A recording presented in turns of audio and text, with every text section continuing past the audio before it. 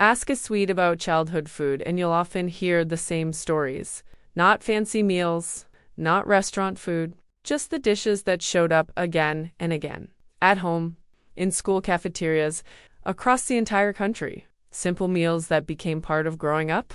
And for millions of Swedes, these foods still bring back memories in an instant. If there is one food that connects generations of Swedes, it's Falukorv. Fried slices, korv stroganoff, stewed macaroni. It wasn't fancy, it wasn't exciting, it was just always there, a permanent resident of the Swedish dinner table. Then came the pancakes. Thin Swedish pancakes served with jam and maybe a little whipped cream. A meal that felt like a treat, even when it was just lunch, especially on Thursdays after the pea soup.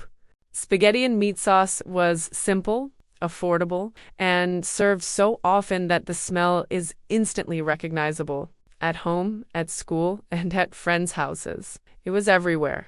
Fish fingers and mashed potatoes were a familiar sight in Swedish school cafeterias. It was the kind of meal you barely noticed at the time, until years later when it somehow became a childhood memory. And then there was blod pudding, served with lingonberry jam. Some loved it, some tolerated it, and some spent the entire lunch break trying to avoid it. But everyone remembers it.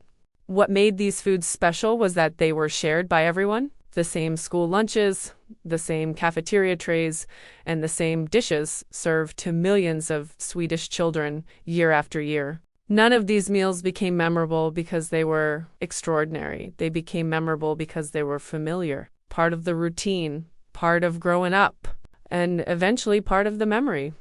Spaghetti, fish fingers, blood pudding, pancakes, Falukorv. Sometimes the meals we remember most are the ones we thought were completely ordinary. Subscribe to discover Sweden the Swedish way.